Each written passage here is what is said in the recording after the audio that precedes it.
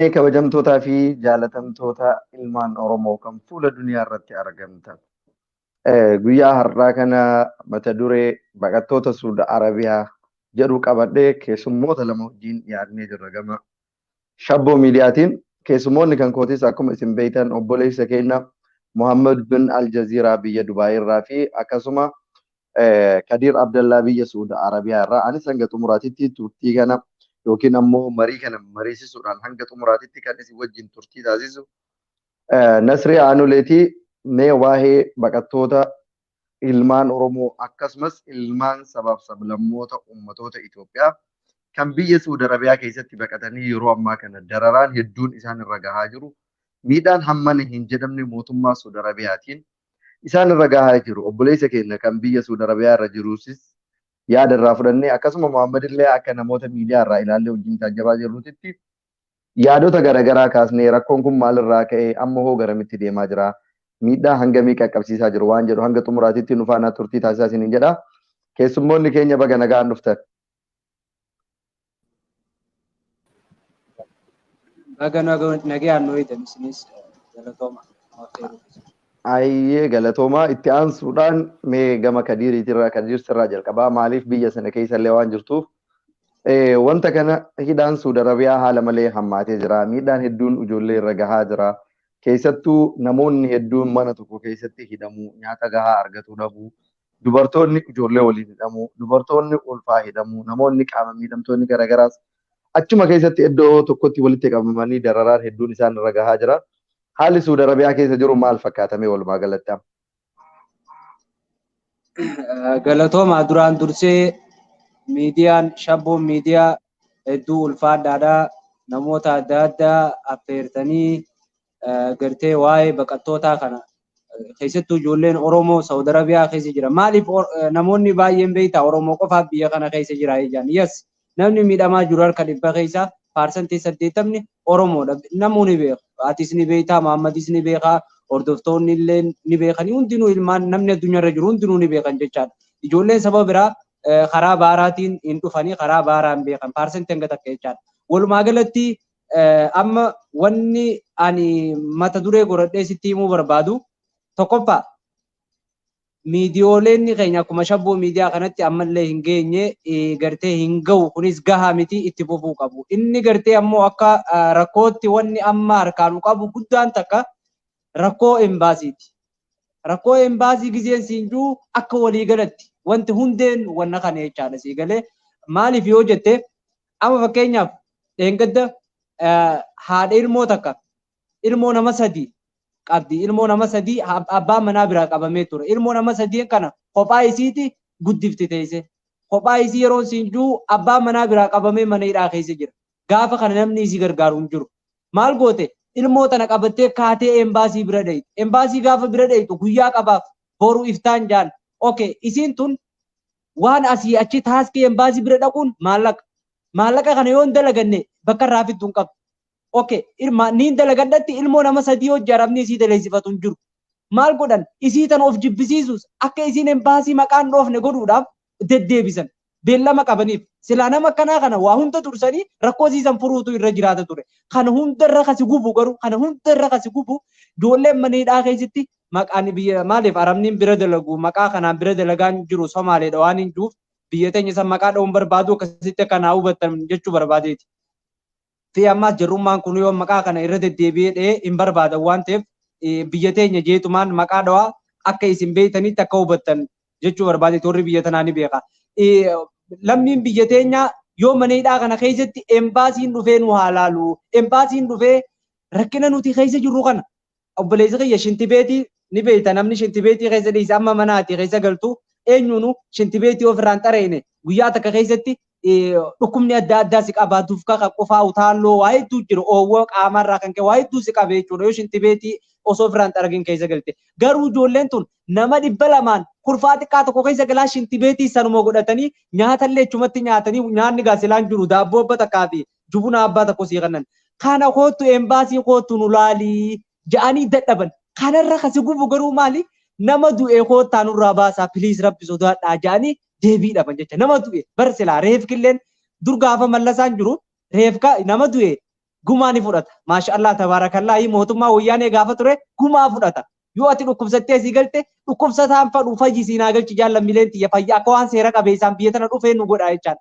Arra kaduu illee gumaan fudhatan akka waan namumaa jibbanii jechaadha mootummaa biyya teenya illee nuti ijaareensa haala kanaan gaa reef kallee sirraa gabbaasuudhaaf embaasii yoo garte maaliif embaasii asirra kaasee beektaa yoo embaasii sibira jiraate arraan tanaati yoo garte rakkina tokko keessatti namni keessi cinaa dhaabbatee furmaanni san sirraa furamamoo yoo namni ati hin beekne namni wayii tokko akkanumaan dhufee maal akka si gargaaru kan beekne osoo rakkoo keetii sin gaafanne maal si gargaara akkasiin jee irraa amanta nama sitti dhiyaatu kan rakkoo kee itti himachuullee feetu saniitu si gargaaruu danda'a jechaadha. Kanaaf embaasiin biyya teenya akkatti nutti callisee maal jee Ahmadiin Jabal dheengadda rabbii umrii isaa dheereessu rakkinni qoradhee irra geetiin aangaa'ota illee dubbisee rakkinni rakkoo kana hunda lammiilee biyya teenya irra fide maali tokko sababni maali jee embaasiin afaan arabaa beekuu dhabuudha. Embaasiin arabaa waliigalee lammiilee kana biyyatti galchuudhaaf waliigaltee irra gahuu dadhabuu afaaniitu kana hunda fide. Kanaaf wanni kun akka yeroo gabaabaa keessatti furamu ni hojjenna jee innillee dubbatee ture jechaadha.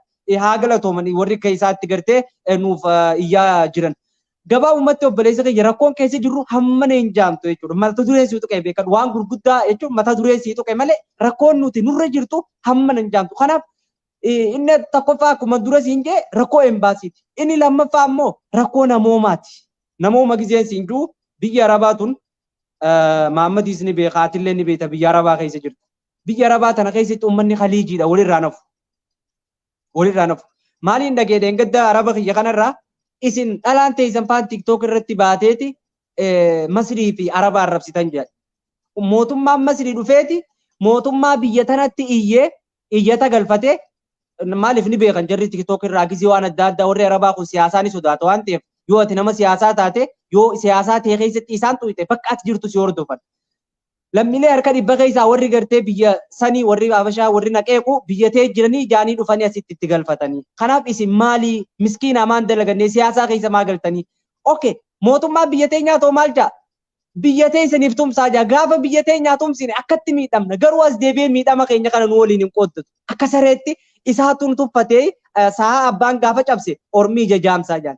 Mootummaa biyya teenyaatu gaafa harka nu cabse mootummaan kun akka dikeetti nu darbachaa jira jechuudha. Kanaaf rakkoon keenya amma nan jaamu itti deebina hangana dubbadde. Galatoome Kadir itti deebina akkuma ammati jette rakkoon guddaan embaasiidha jettee turte jechaadha.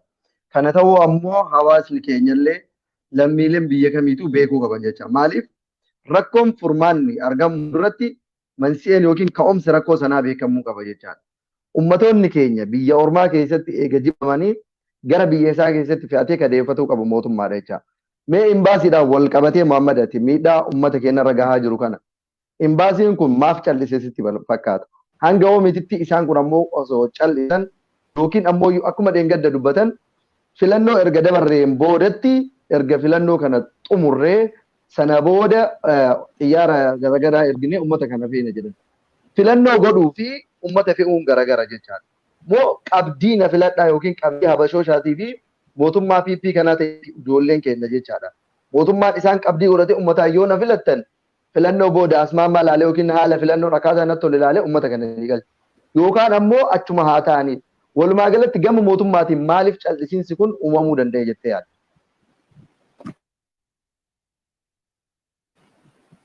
Ayyeen asii galatoomii gaaffii bareedaa kaaftee akkuma Kadiriin jechaa ture dhimmoota embasii wal qabatan infoormeeshinii hanga tokko kennaa ture gaaffii gochuudha.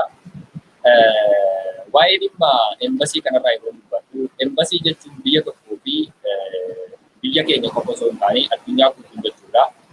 Biyya sirra dabartee biyyoota biraa irratti yeroo hariiroo yookaan dippiloomaasii uumtu embasiin tokko lammiilee biyya sanaatiif wabii ta'ee itti gaafatamaa ta'ee abbaa biyyeenaa ta'ee sagalee ta'uu jechuudha.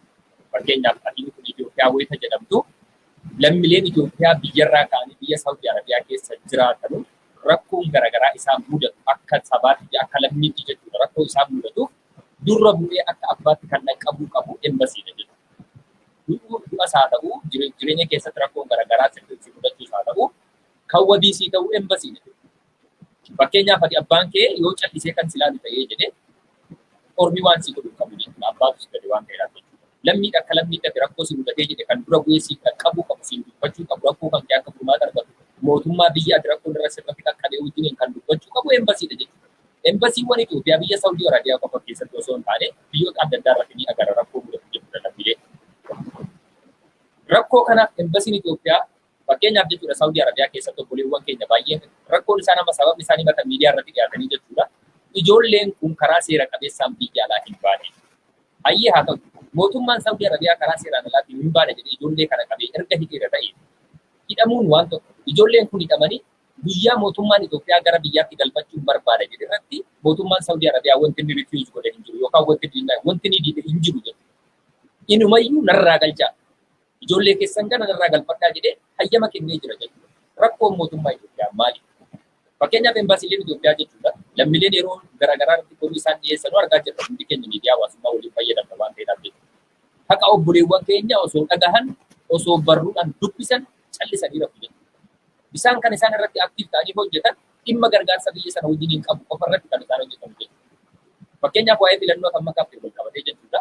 Filannoon siyaasadha jechuudha. Siyaasa kan dursu ammoo lubbuu ilma namaa. Lubbuu ilma namaatii gaaga'ama keessa rakkoo keessa jiru waa'ee taayitaa keetiitiif yoo jettee waa'ee filannoo dubbatu jechuudha. Garuu isaan amma kana deebisaa jiran sanadha jechuudha. Yeroo darbee jedhee ambaasaaddar Dinaa Muftii jechuudha. TV EBS irratti interview godhamanii lammiilee Itoophiyaa kanaaf gaafiin ka'aa jiru yookaan rakkoon isaan mudataa jiru akkamitti furmaata argachuu qaba. Ilmaan kee ijoolleen kun akkamitti gara biyyaa deebi'uu qaba. Wayita jedhamee gaafatanii jedhu ambaasaaddar Dinaa Muftii jechuun embasiiwwan Itoophiyaa guutuu jiran biyyoota adda addaa irratti jechuudha. Isaan itti gaafatamummaa kan fudhatu. Leencoo baatee already Saawudii Arabiyaatti kan itti gaafatamummaa fudhatu.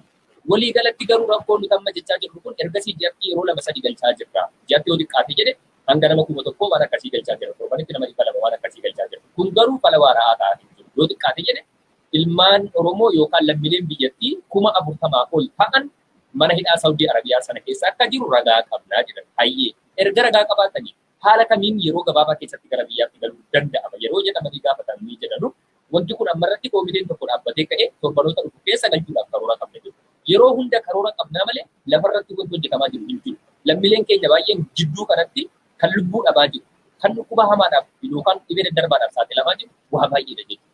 Mootummaan Itoophiyaa biyya keessatti siyaasni adeemsisu hawaasa biyyattii keessatti rakkoon garaagaraa mudatu kan isaa hahafuu fi biyya namaa irratti ijoolleen kun ammoo waa biraatiin miti yookaan benefitii faayidaa adda ta'e mootummaa irraa gaafachaa jiran gara biyya keenyaatti galuu barbaada. Kana jechuun salphatti mootummaan xiyyaara ramadee obboleewwan keenya kana gara biyyaatti galchuu jechuudha. Mootummaan Saawudii Arabiyaa wanti mootummaa Itoophiyaa irraa beenyaa naa kafalu yookaan qarshii naaf kafalu jedhe hin jiru. Gatii bilisaan lammiilee sana gara biyyaatti galchuu osoo danda'u hanga kana jechuudha xiqqaannee hanga kana akka boquu cabne hanga kana lammiileen keenya ilmi abbaa dhala isaa wajjin daa'ima baatee achi keessatti mana hidhaa keessatti hojii shama jechuudha. Kuni rakkoo tuffii lammiilee jechuudha. Gatiin nuti isaan biratti qabnu hanga gatiitti isaa ga'uu qabuu dan jedhan akka kiyyatti nas Muhammad ani asirratti waan tokko dabaluu barbaada. Waan xinnoo jechuudha. Maaliif harka dhiqatan garaan jaalata. Dhugaa dubbatan rabbiin jaalatedha. Rakkoon keenya guddaan yeroo hunda mootummaa irratti quba qabu osoo hin taane dhugaan jiru mootummaa biraadha. Namni jireenya biyya Itoophiyaa keessatti unkaan ka biyyaa bahe yookiin ka biyya ormaa keessa jiru itti gaafatamuu miti. Ka biyya ormaa keessa bahe jaalateeti miti namni rakkateeti. Jireenyi Itoophiyaa kan qaala'ee argaa jiran kana. Ilmi namaa biyya sana keessatti akka itti jiraatu dadhabe. Sababa siyaasaatiif, sababa diinagdeetiif. Wantoonni hundi wanti bitatan hammaatee, wanti ittiin jiraatan hammaatee uummanni keenya rakkatee kan biyyaa bahe. Isaan ammoo yoo namni gaafatan yookiin har'a boru galchina yookaan ammoo iyyuu warroota seeraan ala biyyaa bahanii. Itoophiyaa keessaa even yeroo ammaa kana karaa seeraatiin osoo hin baanedhanii biyyoota hangamitu eeyyama. Hangam hojii irra ooleera, hangam danda'a. Warroota jireenya isaanii fooyyeffatuudhaaf biyyaa bahan yookiin mootummaatu isaan ergate yookiin mootummaatu naa deemaa isaaniin jedhanii yookiin jechoota hin taane dubbataa. Itti aansuudhaan ammoo har'a boru iftaan jedhaa lafaan maraa. Ijoolleen yeroo ammaa kana mana hidhaa keessa jiran kan laayivii dabarsaa turan galgala jechuudha. Kubzii takka nama 100 olii warra Jiddaa keessa hidhamanii jiranii kubzii sanuyyuu haphii tana jechaadha. Kubzii Libnaanii tana takka geessanii fi sunuu wal gahuu dhabdee addaan kukutataa turan jechaadha. Kanaaf obboleeyyan keenya filannoon waan yeroo dhaqqabamu filannoo jechuun qinxootiidha. waan yoo yeroo argatan yeroo kamittuu godhamuu danda'udha. Lubbuun ilmaan keenya, lubbuun obboleewwan keenya waan yeroon itti kennamu tokko. Lammaffaadha. Mootummaan warroonni kun warroota yookiin na hin jaalanne yookiin warroota dhaaba kiyya fedha hin qabne yoo ka jedhu taate dirqama lama qaba as keessa jechaadha. Tokko jaalatus jibbus lammiilee isaati. Lama deeggartoonni isaa kan karaa seeraan alaatiin biyya sana keessa seenan kumaatamaan yookiin miiliyoonaan jiraatu danda'a jechaadha. Kanaaf dirqama lammummaas hin qaba. Even ummatoota kaawwan yookiin mormitoota isaa osoo kan hin barbaadne taate illee deeggartoonni isaa kumaatamaan achi keessa gubataa jirantu jira jechaadha. Kun rakkoo akka biyyaatitti ummata kana mudate malee rakkoo akka biyyaatitti nutti dhufe malee kun ebaluudha yookiin jedhee sabaan kutaan gandaan dhaabaan adda qoodee akka dhufe miti jechaadha. Kanaaf keessattuu rakkoon kun bu'uurri isaa erga imbaasii ta'e imbaasiin Itoophiyaa warroonni Suudi Arabiyaa keessa jirtan riyaadiin keessa teettanii rafuu qofa osoo hin taane mootummaan kan achi isin kaa'eef ummanni kan achi isin kaa'ateef hojjettanii lubbuu lammiilee keessaniitii fi mirga lammiilee keessanii haa kabachiisanii malee achi keessa haa ta'aniif miti jechuudha. Kanaaf dhugama imbaasii Suudi Arabiyaa keessa jiru. Yoo ummataaf hojjettan taate, ummata irraa baatan yoo taate, ilmaan ummataa yoo taatan, ijoollee ummatoota Itoophiyaa kan Oromoo qofaa miti kan achitti gubataa jiru. Baay'inni Oromoo haa ta'u malee ooltanii osoo hin bulchin biyya keenyatti nu galcha. Isa lammataa obboleewwanuma keenya ilmaan Oromootiif jechaadha. Ilmaan Oromoo warroonni Suudi Arabiyaa keessa jirta. Warroonni keessattuu iqaamaa qabdanii fi warroonni hiree taatanii hin hidhamin. Ijoollee hedduutu abbaa dhabee yeroo ammaa kana agabuu bulaa jira. Dubartii hedduutu kan ulfaan jirtu, kadeettee ilmoo qabdu, kan qaama miidhamtee jirtu, abbaan warraa yookiin obboleessi yookiin namni mas'uulummaa isii itti gaafatamummaa isii qabu irraa hidhamee rakkataa jirti. Warroota ollaa keessan jiru wal beeytanii. Akkuma kaleessa guyyaa gammachuu waliin wali qabamtan san har'allee guyyaa namni isin keessaa hir'ate ollaa keessan ka jiru rakkataa qarqaradha. Nama qofatti quba qabu osoo hin taane ofiillee quba wal qabaadha, wal yaadadha. Waan qabdan warroonni ala irratti haftan waliin qoodadha, nyaadha. Isinin jedhaa culullee mee baga nagaan dhufte. Itti aansuudhaan mee haalli Suudi Arabiyaa keessa jiru atillee biyya san keessa jirta waan ta'eef maal fakkaata mee hanga ati ilaaltutti? Nasri galatoomii carraa kana nu laatuufeetii fi qophii kana nu qopheessitanii as ba'uu keessanii fi isin lachuu isin irra eegaa ture baay'ee isin eeggataa ture nama qabnutu isinii sooshaal miidiyaa kanarratti yeroo waa'ee siyaasaa irratti bakka buutanii hin dubbattanii isin argaa. Xiqqoo yeroo roorroo nutti hammaatteetiin jette nurraa duubatti haftanii adda bakka nu argamtanii jirtanii walumaa galaan galatoomaa isiniin jechuu barbaada shabboo miidiyaa oleene dubbattaniittanii dubbataa turresi haalli biyya kana keessa jiru baay'ee haala nama gaddisiisaadha. Haala jireenyi nama jibbisiisu keessa jirra. Haala jireenyi namni itti jiraatu miti jireenya yookaanis hareen itti jiraattu hin jirre keessa jirra.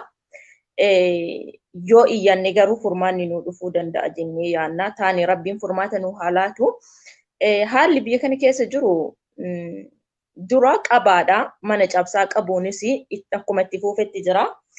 Waan dhaabateen qabu. Ijoollee ammoo barahaa keessatti baadiyyaa keessatti dhokatanii dalagataa jiranillee baadiyyaa keessa deemtee teknooloojiin babal'atee jira. Ijoolleen keenya dhokanneerra jedhu achi keessa seentee bakka isaan itti dhokatanitti qabaa jirti. Amma wanti jidduudhaan nu mudate maali yoo jenne ijoollee dalagaarraa yaasaa jirti. Maaliif mootummaan qixaatii itti murteessee jira Arabootatti. Fakkeenya jarri hambira dalagu kun waannaadha. Shortaadha jechuudha. Waannaa jaraati. Hin dubbatu nan dhagaya. Ijoollee warraa hiqaamaa waraqata eenyummaa hin qabne dalagaarraa yaasaa jiran. Yoo dalagaarra warra hiqaamaa hin qabne kana waraqata hin qabne kana irra kaayanii dalaganii waggaa 15 qixaata waggaa 15 fi maallaqa birrii miiliyoona 1 qixxaamtanii jedhanii irratti murteessanii jiran. Araba jechuun lubbuu takka hin qabduuju. Lubbuu waa takka of keessa hin qabdu sodaa baay'ee qabdi jechuudha. Araboonnummaan amma ashkara nu godhattee mana keessatti kaddaamaa nu godhatteetiin teetteetiin kana fidi san fidi jettee nu ajajjeetiin jettu kuni gaafa ammoo labsiin tokko gubbaa gaditti dhufeetiin jedhe ofii isiitii gad jilbiinfattee kaatee hojjatti jechuudha nu ofirraa raasatti gadi baaftee. Yoo kana ijoolleen keenya jal jedhaa jiru bakka dhaqan dhabaa jiru.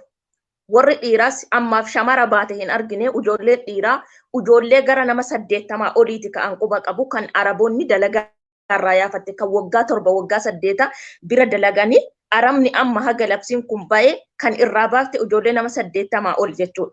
Ijoolleen kun bakka dhaqan dhabaa jiran dhiiroo. Bakka dhaqan dhabanii ofii isaaniitii qaxi jedhanii dhaqanii mootummaa kanatti sadarkaa harka of kennuu irra gaanii jiran. Maaliif sababiin bakka dhaqanii itti qubatan hin qabanii jechuudha.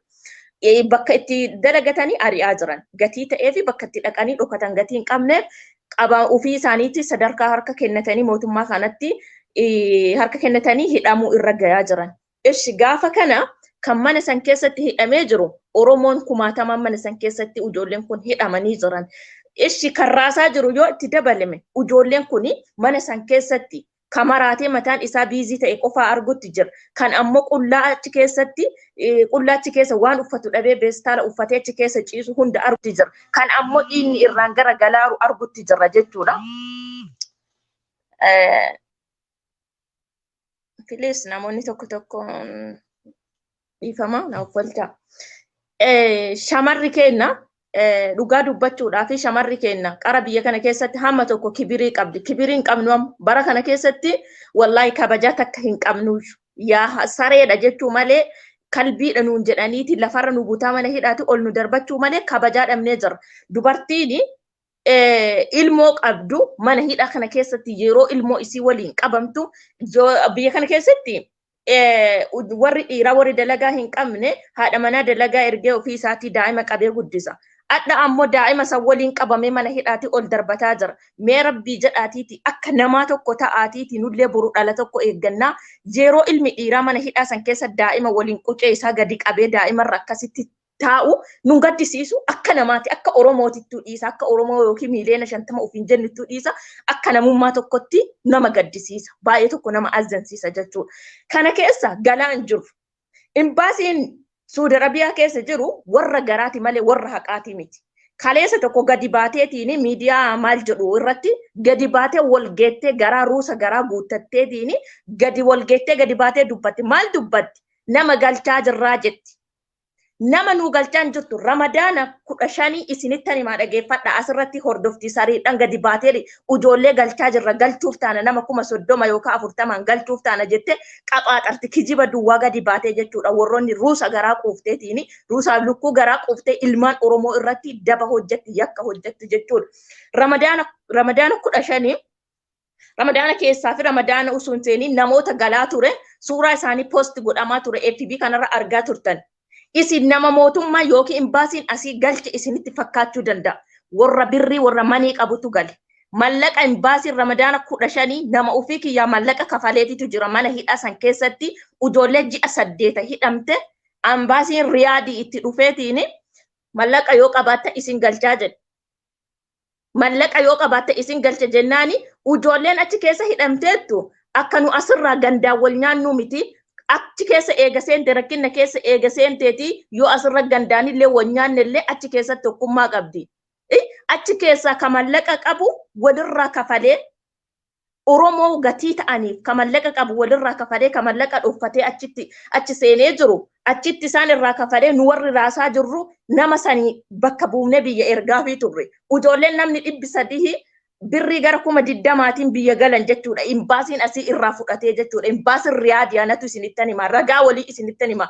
Ijoollee biyya galte mallaqa kafalee fi ijoollee biyya galteetu jira. Garuu suura biyya galtee yoo ijoolleen kun jette mootummaan biyyaa maal godha? Bira dhaabatanii ijoollee nu galchaa jiranii suuraa ka'aniitiin poosti godhan. Suuraa ka'anii poosti nutti godhan. Birrii ufiitiin ijoollee birrii ufiitiin galte mootummaan galchaara jedhaa asirraa nu burjaajessan. Ijoollee warri mallaqa hin qabne miskiinni mana hidhaa kana keessa rakkataa jira. Mana hidhaa kana keessa cittaayaa jira. Mana hidhaa kana keessatti bar olomaayitu mana hidhaa kana keessa jira. Dhiiroo dhugaa dubbachuudhaa fi kanadha olomaayinis nurraa cadhifte olomaayitu mana hidhaa kana keessa rakkataa jira. Qucee isaa gadi cabeetiin cinqamaa jira. Yeroo haadha koo yaade silaa haadha hin qabnu biyya keessaa Oromiyaa keessaa haadhaaf abbaa hin qabnu. Hin qabnu haadhaaf abbaa. Uduu haadhaaf abbaa qabaanne as keessatti hin dararamnu. Garuu cinqii kana keessa teettee maal jetti ilma Oromoo haadha abbaa keenya yaadne haadha abbaa keenya nu galchaa jetti. Haadha abbaa hin qabnu dhiiroo.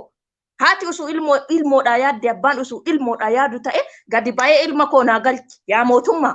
Ilmi kan beela na baasu kan daara na baasu kan dhibame yaala na baasee fayyaa kootiin na deebisu biyya san keessa rakkataa jira naagalchi ilma kan koo jechuun ni dadhabe hin dadhabne haga ampuulii isaa uffatee kana teera ampuulii uffatee deemu ilma koo naagalchi achi keessa cinqamaa jira ilmoo koo naagalchi gad yoo galtellee reeffallee yoo argadhe awwaaladhe ilma koo naagalchi jechuu dadhabe hin dadhabne kanu nyaates haadha abbaa keenya kan gurgurates haadha abbaa keenya karakkina keessatti nu haadha abbaa keenya laakiin garuu maaltu nurra jiraata dirqama oromummaatiif yoo ba'u barbaanne ijoollee kana iyyannee karaa danda'amutti iyyannee dhugaa jirtu karaa hundaan biyyoota jirtanirra dhiibbaa gootanii ijoolleen kun akka furmaata argatanii galan qaban abadan dhaabataan jiru waan dhaabatu isinitti hin fakkaatina ijoolleen dararamaa jiran dubbadheen tureerallee siitu maraaqoo nasri dubbadheen tureerallee ijoolleen qullaa qabamaa jiran kan shamarranii dhiirri adagaa danda'a asirratti hubadha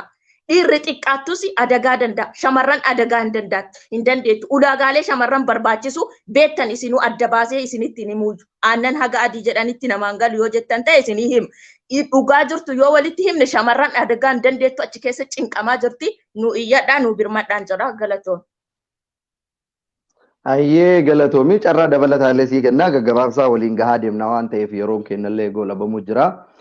Mee Kadir gama kan keetii deebi'as qabdee sirraa jalqaba waan ta'eef. Wanta na ajaa'ibu tokko jira maaliif warroonni as jala jirtanillee taajjabdaniirtan ta'uu danda'a.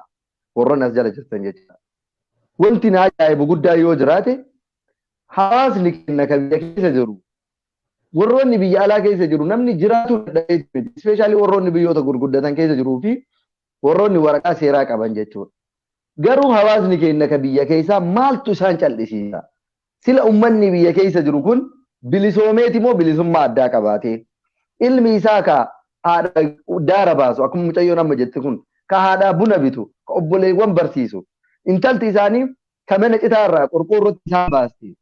Biyya ormaa keessatti isin ashkara namaa taatee dalagaa baate inni gaala namaatiif saafaye har'a hidhamee inni mana hidhaa yoo jiraatu ummata biyya keessa jiru maaltu gadi baanee siyaasaa miti kun mootummaadhaan teessoo irraa bu'i jedhaan jiran dhagaa karaa irra guure jedhaan jiran daandii cufi jedhaa hin jiran gadi bahee ummanni biyya keessa jiru qeesiin sheekiin barsiisaan doktoriin xiqqaa guddaan gadi bahanii Suudi Arabiyaa keessa warra jiru mootummaa biyya keenyatti nu galchii kinoo ijoollee teenya malee hirribni nu hin qabu rafnee jiraatu hin dandeenyu ijoolleen teenya mana hidhaa keessatti agabuu bulaa jirani nullee jara waliin dhumanna malee yoo mootummaan kun dhugamaaf ummataa dhaabatte yoo dhugamaan nuti gibira kanurraa guurtan kana hawaasarraa guurtee ka hawaasaan tajaajiltu taate ijoollee keenya nu galcheedhanii ummanni Itoophiyaa gadi ta'anii dubbatu maaltu isaan dhorba.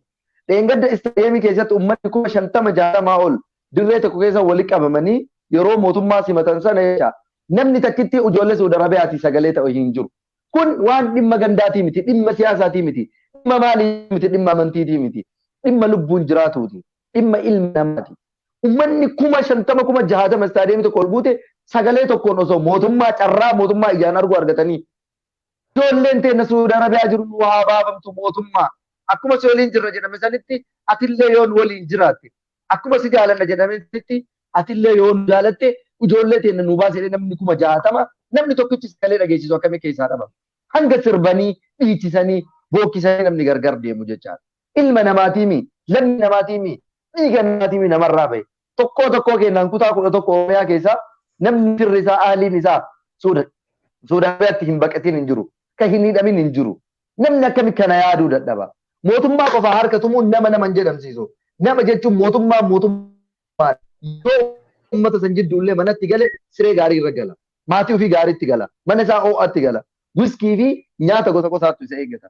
Mootummaa aangoo akkanaa qabuu fi qananii keessa jiraatu harka tumuu irra hiyyeessa keessan Suudi Arabiyaa keessa gubatee jiru yoo gadi baatanii u'uu jettanu. Kamtu dursa? Filannoodha jedhanii halkan sa'a 12 hirribaa yaa'utu dursa moo ummata dhumaa jiru kan ilma hiyyeessaa ilma haadha hiyyeessaa kan bishaaniif badee lama du'e jecha lama duute ijoolleen Suudi Arabiyaa kaleessa gaafa biyyaa baqattullee bishaaniif baddee barahaa keessa deemtee du'a rabbi isaan hambisee achi keessa hadhallee du'a sananii du'umaa du'a deebi'ee jira jecha kanaaf ummanni keenya wanti kun hedduu garaa nama gubaa itti yaada hawaasni biyya keessa jirtan asumaan Kadir gabaabsitee jecha hawaasa biyya keessa jiruuf ergaan ati qabdu maal inni dursa jecha itti aansuudhaan Maammadii carraa kenna.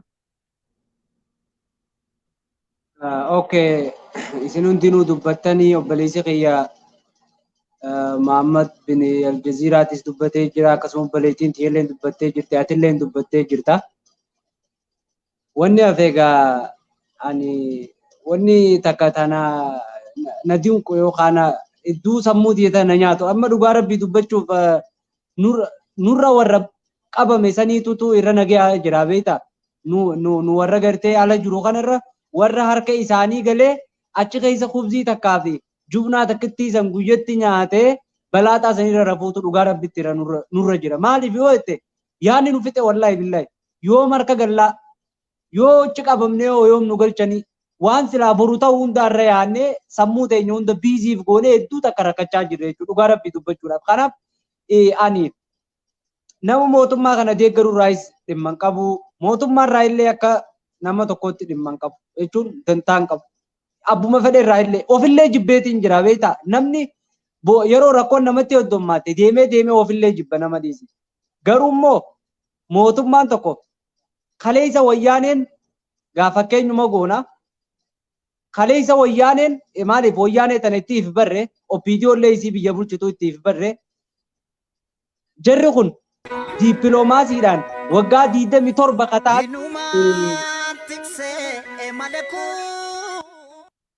waggaa 27 kataan jarri kun waa hedduudhaaf itti qabsaawanii dippiloomaasii gajjabeeffatanii waa kana hunda godhan jechuullee dandeenya. Garuu jarri gartee mootummaa ammaan tanaa kun dippiloomaasiin jabaanne amma warri gartee mormitoota biyya sanii maal godhan ezeemaa afaan yoo aangoo qabanne lammiilee biyya teenyaa tana ni galchinaa ta'a 24 keessatti amma dheengadda abiinii fi ezeemaa afaan innaat paartii afaan yoo kadhageessan taate OBN irratti ta'a 24 keessatti lammiilee biyya teenyaa ta'a wuccee agar jirtu ni galchinaa jaan.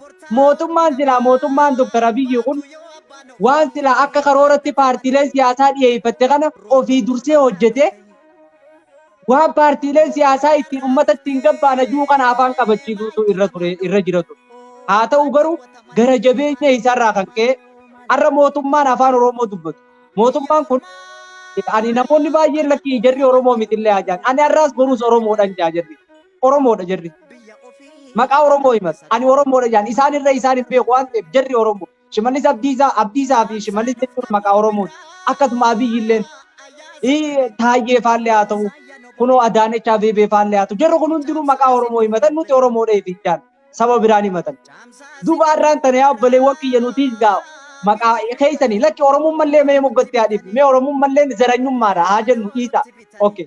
Mee nuti kun lammummaadha biyya takka walitti qabna. Lammummaa takka walitti qabna. Yoo biyya ormaatiin paaspoortii takka walitti baafanna.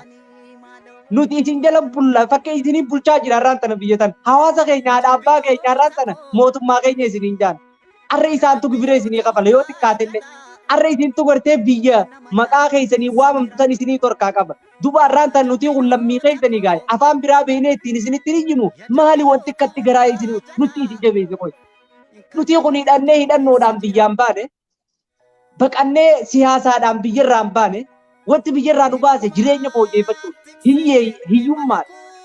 Hiyyummaa sangaa of gargaarra nuti kun dargaggeessa harka namaan eeggannu jechuun biyyarraa nu baase isa waggaa 27 isiniin lole biyya Eertiraa keessarraa Gimboo Sabaattii fi Abaa'oo nu magalchitanii nu warra jireenya ofii jijjiirrachuudhaaf biyyaa fi akkamiin galchuu dadhabna akkamiin garaa nu jabaata warra siyaasattuu garaan jabaan warra boolee fi baaleen bahee siyaasaadhaan wal dhabdanii waggaa 27 guutuu wal dhawaa baatanii wal xiqqeessaa baatanuu dhima galchitanii nuun warra jireenya ofii gaggeeffachuu bahu warra gartee jiruutti hadhoofte akka ta'u dhabee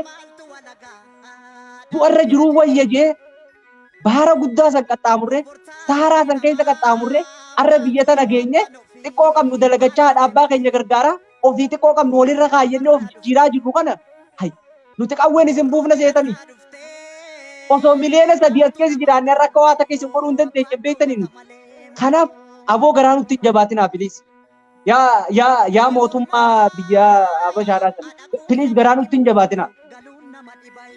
Garaa rabbiin gartee rabbii aangoo sanirra isin kaa'e ilaala. Itgaabeerii keessan ka aangoorra isin kaa'e ilaala. Waaqayyoo keessan ka aangoorra isin kaa'e san laalaadha. Garaa nutti hin jabaatinaa. Obboleettii teeti taarraan tana ilmoo qabattee oowwa kana keessatti akkanatti cinqataa jirtu. Obboleeyyan keessanii kaarraan tana gartee akkatti isin rakkachaa wanti godhaa jiru kun. Nuti gartee wooma namni tokko ju'uu jechaa jirra malee takka hammeenyaas isin yaadnee hin beeknu. Maaliboo namni Abiyyi amma gaafa biyya tanatti haqabaan akka ammaa kanatti daranii jirtu. Ilma keenyaan dhufeennee asii taaskii baafnee embaasii dhaynee isatti manneen turre. Embaasii dhaynee harka isaa dhooynee turre. Arra nuti Abiyyi Ahmedii waa ta'e yoo jaan wallaahi hoo billahi kan nama tokko garaan hin danda'u. Wallaahi hoo dhugaa rabbii dubbanne. Nuti siyaasa sordofnee waan isa isin goonu hin jirtu. Lammiilee harka duwwaati yaa obboleewwan. Kun harki keenya kan agartan kan waa takka hin qabnu. Qamisii tokkoo fi kofoo takka surree takka biyya tanaa qabnu. Birriillee hin qabnu. Wanni nuti isin godhuu dandeenyu takka hin jiru. Ni sooban malee warri mootummaa keessaa dhaggeeffadha. Ni sooban malee ani moo akka mataa kiyyatti gaa fakkeenyaaf warri akka Addisuu Araggaa Qixxeessaatis gaafa silaa qabsootan keessa kunoo Joor Maammaduu dubbatee tureemi wajji waliin dalagaa turan. Taajee Dandaafaanis isiifuu dubbatee tureemi abaa waliin dalagaa ture. Akkuma isin gaafa gartee silaa gabrummaan nurra jirtu san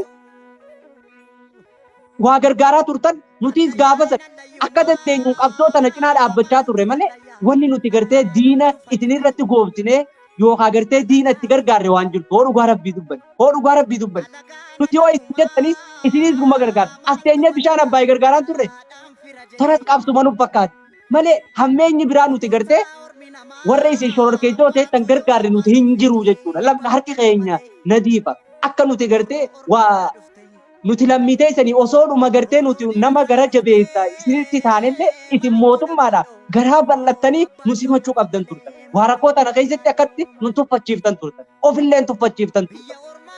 Nu miskiina kana har'a lammii ta'e tuffatan jechuun mootummaadha tuffatan jechuudha lammiin biyya biraata. Kanaafuu yaa gartee mee amma kun arabni kun as na bira jira. Takkaa maqaa biyya teenyaa sana ammallee maqaa biyya teenyaatti dhawaan jiru. Maaliif? Li'anna'u yoo maqaa sana ta'e hin fadhan. Sababa bishaan abbaayitiif jennee as keessa miidhamaa jirre. Duduba tana nuun beektanii. Tana nuun beektanii. Yaa gartee ilmaan namni afaan kiyya kana dhageessan silaa gartee yoo yaa ilmaan Oromoo zaranyummaa fakkaatti. Gosummaa fakkaatti. Kanaaf yaa ilmaan gartee biyya teenyaa warri gartee lammummaa tokko walitti qabnu. Filiif namni amantaa bakka jirtan hundaa amantaa qabdanii dubbiin nutti jabaatte akka taanu dhabne samiin olin nun fuutu dachiin gad nuun hin lixxu akka taanu dhabne goda seenu dhabne kaanis hanga dandeessan du'aa'ii nuu godha kaanis gartee haga dandeessan waraqaa embaasitti nuu galchaadha mee yoo hanga dandeessan kanaal hin arrabsina mootummaa biyya sanillee mootummaa biyya tanaallee hin arrabsina filiis mootummaa biyya tanaa keessatti arrabsitanii nuuf ficcisiisina jarri akka kaanittu nuuf fixu jira rabbi sodaadha ittaqillaa rabbi waaqayyo isin uume sodaadhaati nuuf ficcisiisina biyya tana keessatti jarri yoo nu rashaneef namni gumaa keenya gaafatu jiru. Namni gartee maaliif lammiilee tana akkana gootanii hin jiru. Lubbuu teenya tanaan hin taphatina. Arra lubbuun ijoollee tana miskiina arra ayyoon qabame wallaahi haati xiyya gartee akka isiin rakkattu an abbeeku. Na abbeeku. Warra kiyyaami na abbeeku. Akkasuma Nasrillee yoo arraan tana biyya jiru kanaa qabame ka isaa ta'uba inni qabame kanaan rakkatu waan qabame warra isaa maatii isaa. Muhammad bin Al-Jizira illee akkasuma obboleettii illee akkasuma namuutuu ni beeknaa jechuudha. Kanaaf nuti waa meeqaan nu duuba jira waan ta'eef namaa nu eeggata waan ta'eef lubbuu nama meeqaan nu eeggata waan ta'eef nuuf ficcisiisinaadha. Afaanuma nagayaatiin gartee akka nu golchan hadaraa jaatiitti nu qufaadha. Miilatti nu qufaadha. Nama gartan hunda nama wanti kun furmaatanii fida jettanii amantan hunda isaaniitu hadaraa miilan nu qufa. Kuni gartee waan qaanyii qabuu miti. Hadaraa rabbi hadaraa oromummaa hadaraa biyya lammummaa takka walitti qabnuu san laalaati. Aboo gartee garaa nutti hin jabaatinaadha isiniin jechuu barbaada. Ayyee galatoomii Kadir yaada baay'ee bal'aa kaasee meegar Muhammad gaafii lamatti gaafata.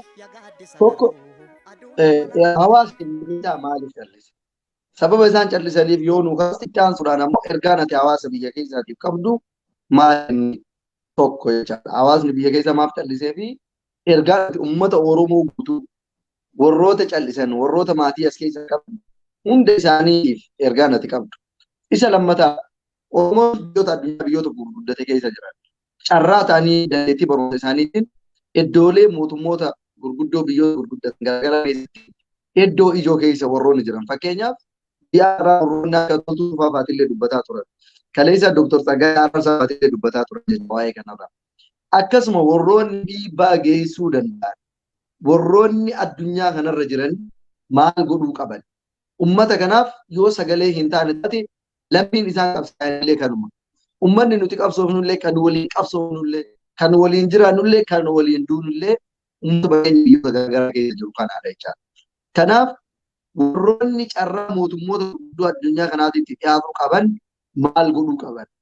Gahee isaanii yoo bahatanii hin jiraanne mee nu yaadachiisaan isaan kanneen jechaadha.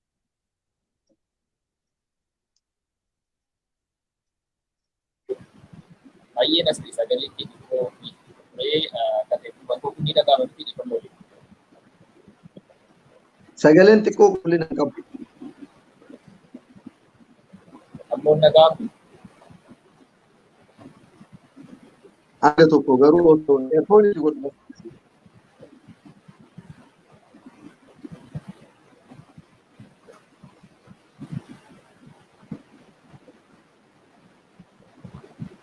Baay'ee man dhagaamu.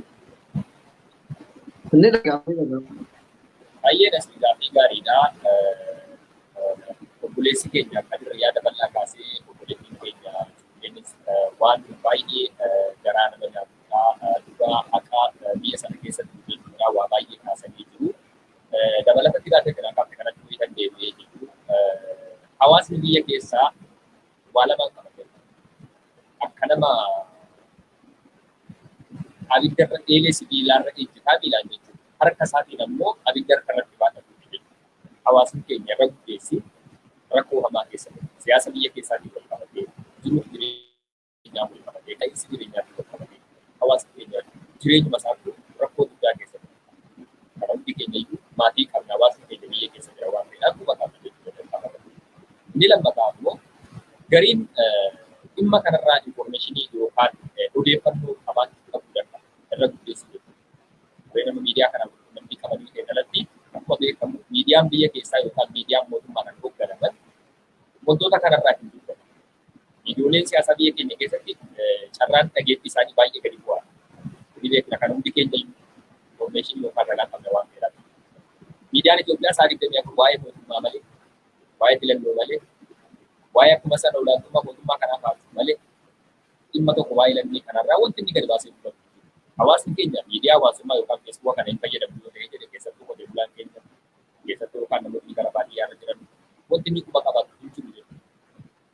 Muhammad koomentii jala sagalee jedhaaran. Sagalee wayi moobaayilaa seeni laaptooppii irra jira.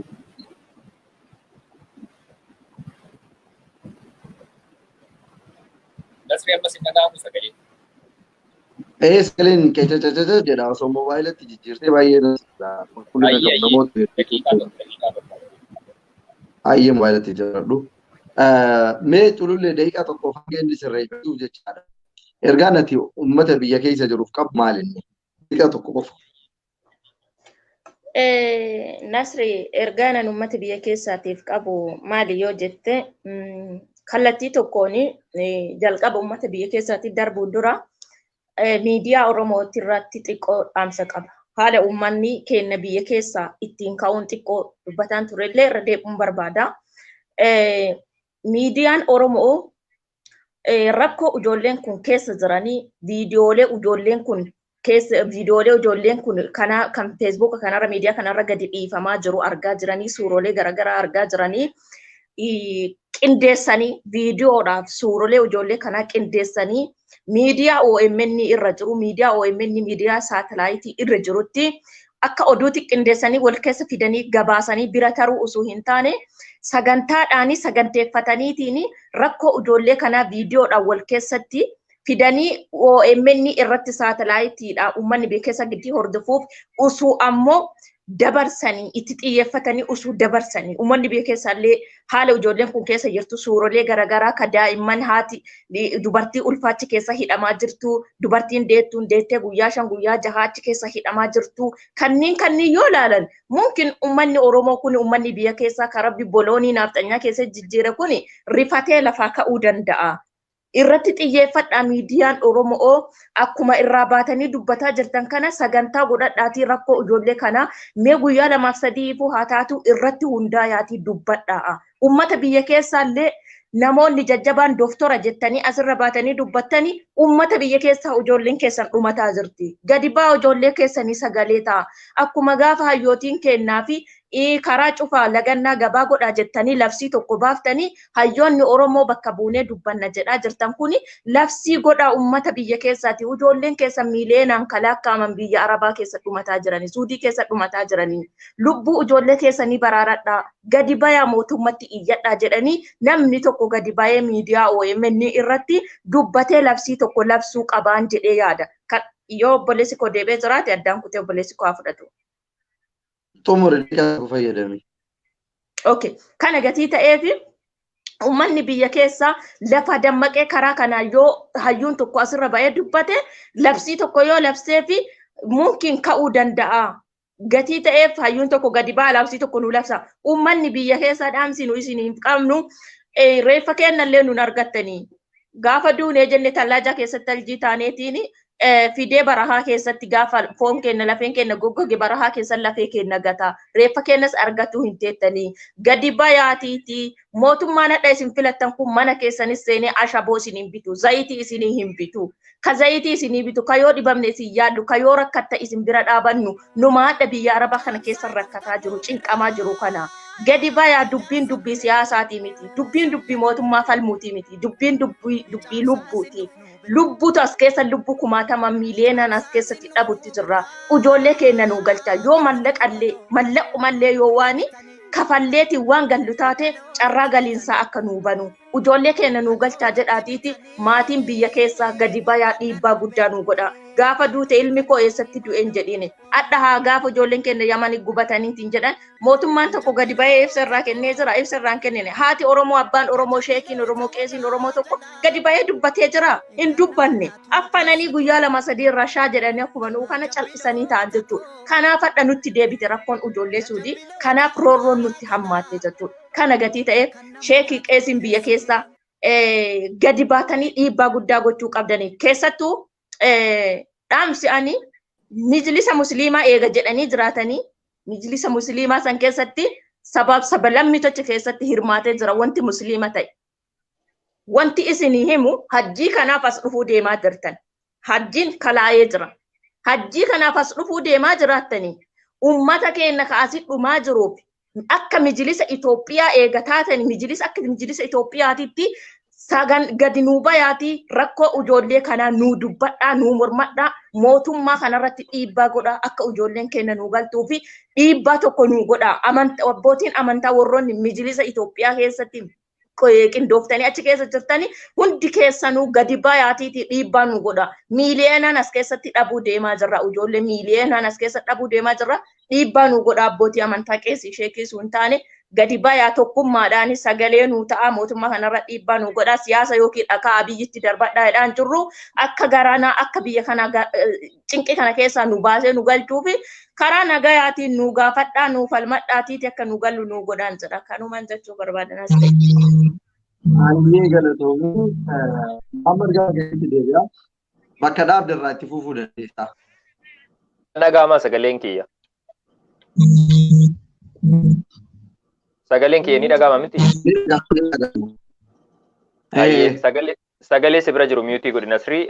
Hayyee garan bakka dhaabeetti deebi'ee wayitan jedhu hawaasni biyya keessaa akkuma beekamu fakkeenyaa fi uummanni informationii yookaan odeeffannoo yoo qabaate malee kallattiidhaan waan tokko hubachuu dhabuu danda'a. Kana yoon jedhu hawaasni lammiileen keenya biyyattii keessa guutuun jiran marti isaaniitu waan kanarraa odeeffannoo hin qaban jechuu miti. Fakkeenyaaf yoo odeeffannoo miidiyaarraa dhaban illee yoo xiqqaatee jedhee ollaa isaaniirraa lammiin keenya irra guddeessi mana hin taa'u lammiin yeroo ammaa biyya keenya keessatti yookaan shamarraa yookaan dhiirri yoo mana isaatii dhabame illee mana ollaa isaatii kan biyya Saawudii yookaan biyyoota Arabaa jiru hin dhabamu jechuudha. Informationii waan kanaa qabaachuu danda'u jechuudha.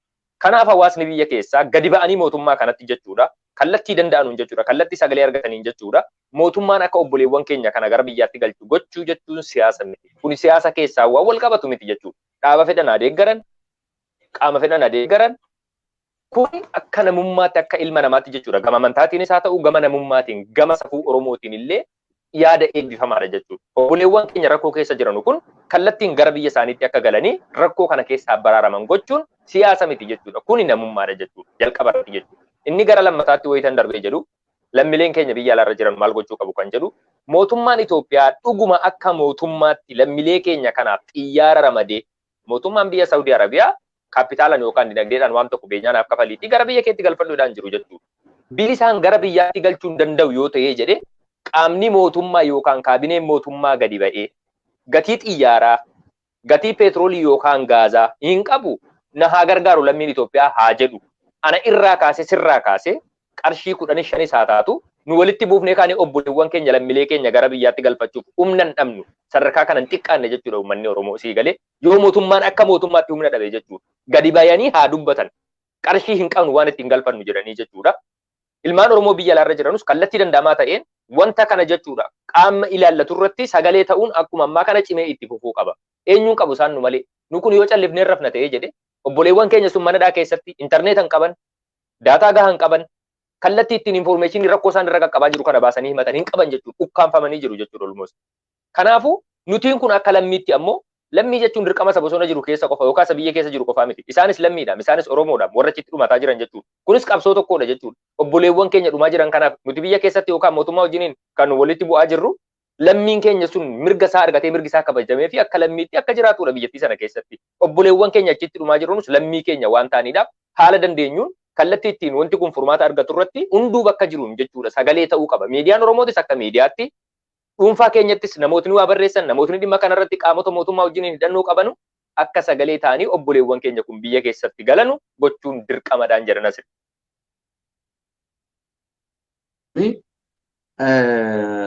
Itti aansuudhaan ammas Kadir gama kan keessatti deebi'a garuu anis waan tokko jedhee jechuudha. Uummanni Oromoo kun tokkummaadhaan yoo dhaabate ilmaan keenya ilmaan Oromoo mana hidhaa keessa jiran mana hidhaa keessaa baasuu qofa osoo hin taane ilmaan sabaaf sablammootaa baasuu ni dandeenya. Ragaan kana Oromoon tokko ta'ee kaleessa gaafa taa'e sabaaf sablammoota Itoophiyaa guutuu qambara wayyaanee jalaa baasee jira. Hojiidhaan agarsiisee jira jechuudha. Har'as taanaan Oromoon tokkummaadhaan ka'ee yoo dhaabate sagalee isaa tokkummaadhaan yoo dhageessise ilmaan ofiis galchee ilmaan sabaaf sablammoota Itoophiyaallee biyyatti deebisuu danda'a. Hawaasni keenya warroonni hin dammaqin, warroonni ija hin banatin, warroonni dhimmi kun isinitti hin dhagamin guyyaa har'aarraa yoo ergaan keenya isin bira ga'e amaan rabbii isin haa ta'u. Ilmaan keessan, obboleeyyan keessan, saba keessan kan biyya ormaa keessatti beela'anii, dheebotanii, hidhamanii qulqullina waan ittiin qulqulleeffatan dhabanii dararamaa jiran. Kanaa ol namni yoo du'e walii boohuun faayidaa hin qabu. Ka du'e qofaa boohuun faayidaa hin qabu. Ka hidhame qofaa boohuun faayidaa hin qabu. Yookiin nama jabaadha jedhame qofaaf iyyuun faayidaa hin qabu. Namni nama ilmi namaa homaanuu waliin darbu. Aktiivistiis ta'ee, poolitikanyaas ta'ee, hiyyeessa gaala osoo tissu gaala keessaa qabanii hidhanillee tokkuma Oromoodha. Dandeettii barumsaatii fi dandeettii beekumsaatiin walaa darbanii malee. Qixa boohaa fi qixa inni taa dhaga'a. Warroonni mootummaallee mammaaksa Oromoo tokkotu jira. Har'a rakkanni har'a isin qabatu jira. Dhugaadha kaleessa. Mootummaa kanaa waliin mormuu dandeenya. Mootummaa kanaaf dhaabatuu dandeenya. Oromooti yoo mammaaku bara sii gamte ka abbaa kan kee ajjeese waliin nyaata. Bara sii tootte gumaa saree keetii baafadhu jedhan. Nu amma akkas taanee jirra. Osoo gubaa hedduu qabnu, osoo rakkoo hedduu qabnu, rakkoo caalu mudatee jirti. Innillee dhimma obboleewwan keenya Saudi Arabiyaa keessa jiran. Kanaaf ka durfamuu qabu waan dursinee jiruuf har'a mootummaa kana kabajaadhaan gaafataa jirra. Obboleewwan keenya lubbuu nu baraarannee kadhataa jirra. Jaalanneetii miti. Osoo toltee mootummaa Saudi Arabiyaa sanillee waan horiidhaan obboleewwan keenya kan harkaa baasan taateetiin ilmaan Oromoo duubatti hin deemnu addunyaan guutuu irra kan jiran. Kun waan harka mootummaa irraan xumuramu waan ta'eef har'a obboleewwan keenya achitti gubataa jiran malee osoo waan harka keenyaan xumuramu taate osoo waan harka ilmaan Oromootti ittiin xumuramu taate ilmaan Oromoo biyya ormaa keessa jirru warroota Saudi Arabiyaa keessa jiran nama kuma 40 akka qarshii dhibbaan illee yoo walitti guurre jechaadha. Kanaaf kun ka hidhaa ta'eef xaxaa ta'e hin baasii waan ta'eef nuufuraa furtuun isin harka jira. Rakkoon kun bakki hidhaa hidhaa imbaasii keessaatii fi dadhabina mootummaa Itoophiyaa irraa kan ka'e waan ta'eef nuu hiikaa. Akkuma reefu Muhammad jedhe yoo waan uummanni irratti hirmaatu barbaachisu taate ni hirmaanna. Duniyaa yoo taate wama kamiinuu taanaan osoo toltee dhiiga keenyallee waan kennanitti dhiiga keenyallee kennanii obboleewwan keenya ni galfata. Kana waan ta'eef nu amanaa ilmaan Oromoo bakka jirru hundatti isa wajjin dhaabannee obboleewwan keenyaaf wareegama barbaachisu. Ni kafallaa obboleewwan keenya isin biraa rakkoo waan ta'eef rakkoo isin bira jiru nuu hiikaa. Daqiiqaa lama isin kennee ergaa guyyaa qabu raadiyoo gama keessatti deebi'a. Walumaa galatti ergaan ati mootummaa uummata Oromootiin qabdu maal inni? Ilmaan Oromoo sooshaal miidiyaa irratti namoonni tokko wallaalummaa irraa ka'e hanqina yookiin dadhabina sammuu irraa ka'e mootummaa biyyoota alaallee akkuma mootummaa Itoophiyaa se'an. Biyya alaa keessa taa'ee namni dhagaa keessa taa'ee kootu naqa bishortaa Suudii jedha. Saudi Arabiyaan biyya saatalaayitii meeqa qabdudha? Biyya unkaa waan lafarra jiru kaameraan arguun sabaa qilleensisii gubbaa waan jiru yoom akka roobu yoom maal akka socho'uu danda'u aduu yoom akka baatuuf akkuma akka hin baane warroota to'atuu danda'udha. Saatalaayitii gahaa qaban, teknoolojii gahaa qaban. Ijoolleen tokko namni keenya gowwoomtanii nullee uummata gowwaa nuuf fakkeessina. Wallaaltanii saba wallaalaa nuuf fakkeessina. Biyya teknoolojii qabdu, biyya saatalaayitii qabdu, biyya kaameraan kumaatamni jiru keessatti dhagaa kiiloomeetira 10-20 hin geenne magaalaa keessaa cimaa dhagaa keessatti kootu Shorxaa Suudi Arabiyaa dhaqabi hin jedhini. Hin gowwoominaa akkanatti jechaadha. Kan darbe dabree jira. Maaliif kaa wallaalaa keenya gorfatu itti deemina jechuun callisne malee gadi baatee dhagaa keessa dhaabattee dhaal Shorxaa maal jinnii jaankaa. Maal jechuudha mee haasofni akkanaa kun? Maal wallaalummaan hangana gahe jechuudha. Qabuu danda'a bakka feete jiraadha Suudi Arabiyaa osoo dachee jala seente. Ijoollee meeqa dachee keessaa qotanii qabaasan? Nagarreesin. Ijoollee meeqa barahaa keessaa rarraasanii kan fuudhanii nagarree. Maal Shorxaa biyya ormaa faanaa dorgommii si geesse? Kootu yoo asin na argite wallaahi billaahi nan argitu. Kanaaf ammaaf rakkoon keenya ka mootummaa waliin qabnuuf hin baasne waliin baasee warroonni afaan Arabaa beekna jettanii waan argitan lallaasan har'a keessan qabadhaa guyyaa keessan eeggadha. Kana waan ta'eef warroonni dungaa akkasii hojjetan irraa of qusadhaa isin jedhaa Kadiir itti fufu.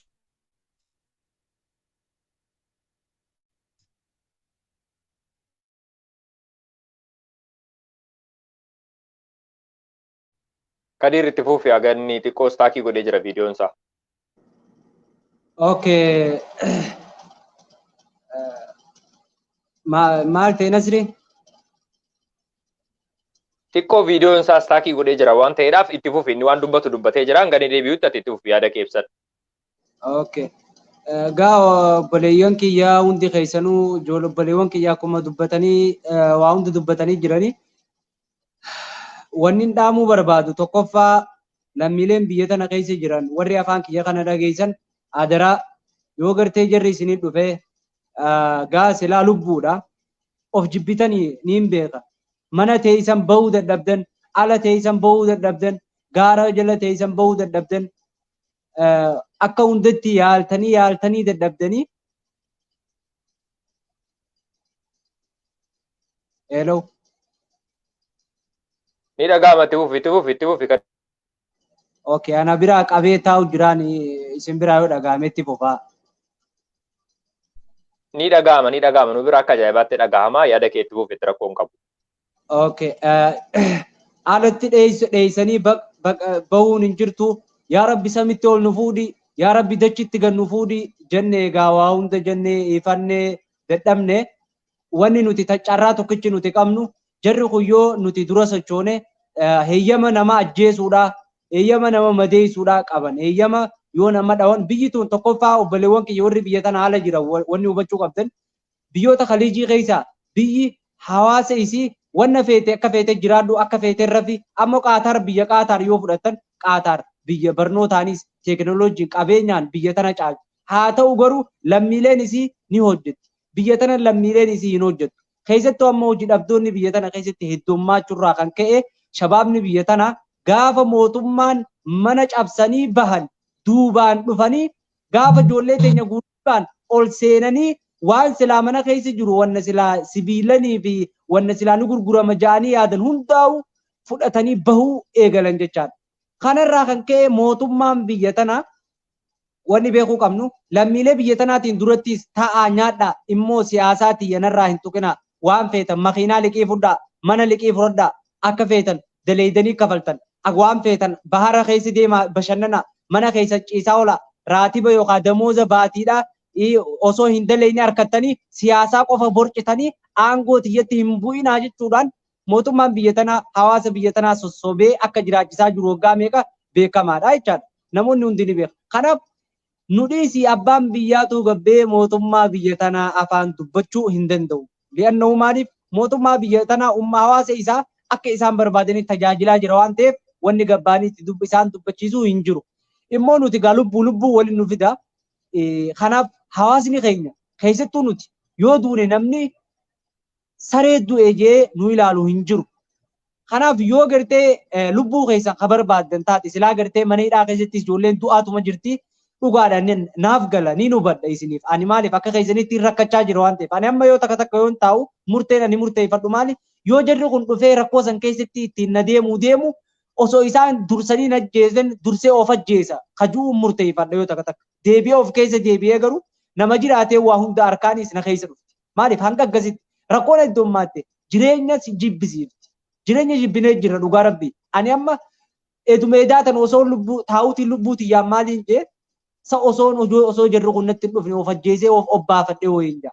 Boruun fuula rabbii dhaabbadhuus natti dhagayama. Ta'arraa tunis natti dhagayamti. Haa ta'u rakkoon waliin na qarqabdee gaa. Inumaa ani akkana rakkoon caalaa keessa jiru maal keessa akka jiru gaa. Rabbuma isaatii wajjin haa dhiifatu. Kanaaf wanni isin dhaamu piliis harka keessanittiif kannaati. Guyyuma tokkoofillee yoo jiraatan irra wayyaa. Hin fiiginaa dura. Fooqii gubbaa hin darbinaa. Dhiisa ittiif kannaa harka hin dhufne qalaas. Carraa kee gubbatee carraa kee kana ta'e carraa abbootii kee si dhaalchise obboleewwan kee carraa kana si dhaalchise biyyatee carraa kanatti laate an akkumaan dura jee ture nuufi rakkoon Oromoo fi rakkoon firummaa jibduu waliin qaba. Oromoo fi rakkoon firummaa namoota addunyaa irra jiran hunda caala firummaan nuun irra walitti akka waan inumaa haadha abbaa nuun caaltutti firummaan akkasii nutti dhiyaate nu waliin bobbaatee galu. Maaliif akka ta'e sinaaf hin galu? Deebii dhabe gaafii tanarra. Anaaf addunyaarraa Oromoon aangoo qabatu jee of gaafadhe harkeetiin dhufu. Maaliif? Jireenya kiyya keessatti, jireenya abbaa kiyyaa keessatti, jireenya akaakuu kiyyaa keessatti Oromoo aangoo qabatte guyyaa takka harkanii hin beeku.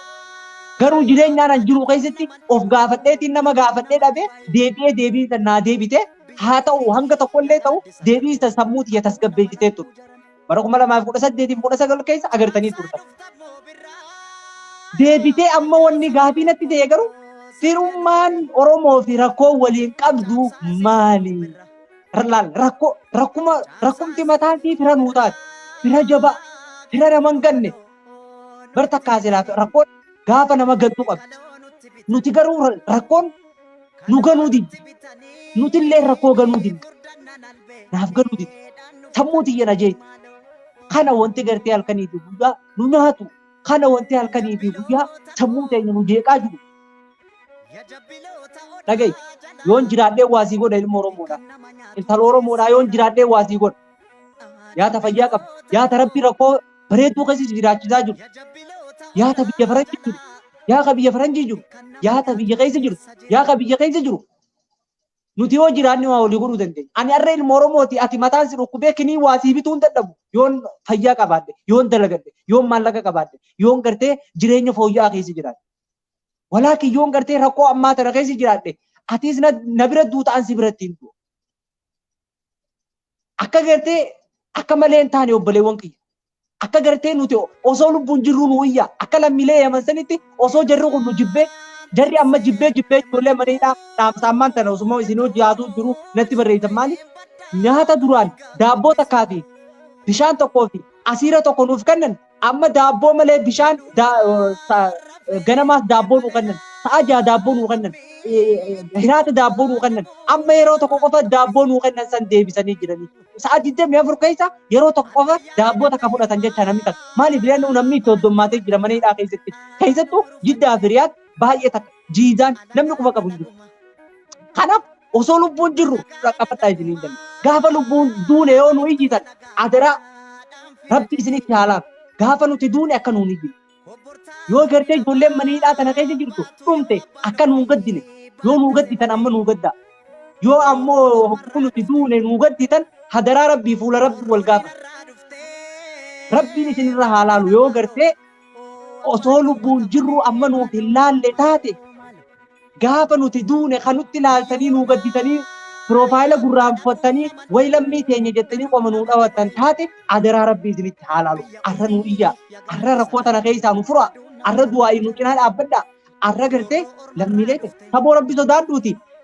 Jireenya baqattummaa kana keessatti mee ilmuma tokkoon ilmi dhabe ilmuma tokkoon galajee ilma tokko asitti dhalchee gaafa sanuu harkaa fuudhanii bakka kaayan dhaban amma kaleessa mucaa saahiba kiyyaa tokko natti dawwalee awoo kadiirra waan hin godhu dhabe ilma kiyya na harkaa fuudhanii jiranii maaliin taajeen na gaafate maal ta'in jaarreen ifajjeetiin jaani no jajjabaadhuun jaani akkatti jajjabaatu hin du'u bilbilaan irra cufadhe jechaan.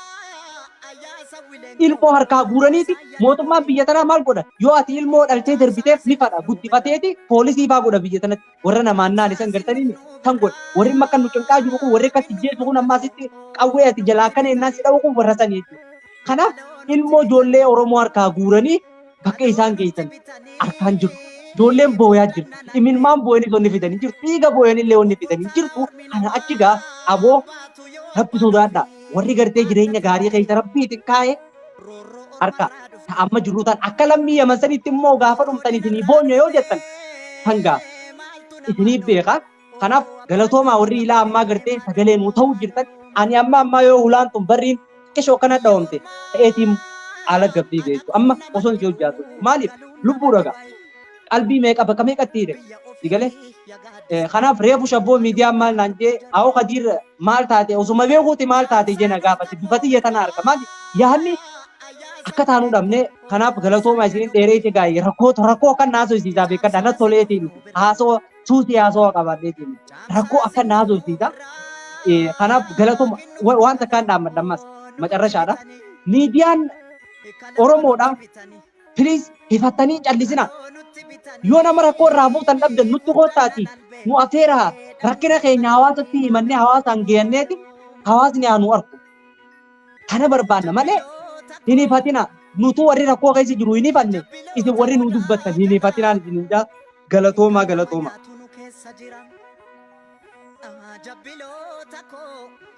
Ayya boleh jadi nak kadir galatoomaa jadi wanti kun namni nama taa'anii nama oolcha. Akira koon keenya akka itti himatanii fi maal jedhanii akka himatanii illee nama dhiba. Kam akka himannu kam akka dubbannu wallaahi.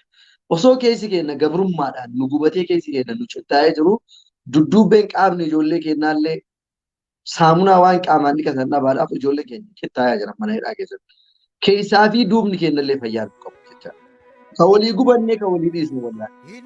Rakkoo kam akka qabnu ka biyya keessaa moo ka biyya alaa keessaa kaayyoonni keenya hidhamaa jiranii ilma Oromoo addabaabaay irra rashamaa jiran kamiif boonu mootummaa biyya keessaa hawaasa keenya ganama galgala doorsisee ta'an hojjetu ta'anii mootummaan biyya ormaa yoo biyya ormaatti ga'an siloo kana hojjetu.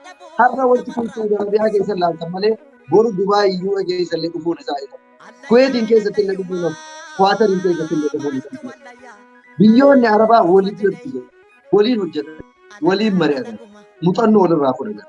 Kun waan Saudi Arabiyaa qofa irratti ta'e ilaalina. Osoo gaafa gaadii hatu osoo gaafa maalii hatu na dhoofee haala gaadiitti darbaa jirti. Osoo har'a Saudi Arabiyaa keessa mootummaa bakka sana dhaabbee boru biyya biraatti illee tarkaanfatu. Kanaaf yaa mootummaa yaa uummata lammiin keessa xiqqaate isaa biyya lammiin keessa kabajaa dhabe kabajaa dhabdan jechuudha. Uummanni isaa xiqqaatee mootummaan kabajaa hin qabaatu. Mootummaa jechuun uummata jechuudha. Kan inni bulchu uummata lammii lafaa dhufuudhaan qeerroo kana qarree kana dhaloota lafa dhufaa kana dhaloota kana xiqqeessitanii tuffattanii akka qoshaashaatitti mana hidhaa Arabaa keessa galchanii boru eenyu wajjin biyya kana bulchu.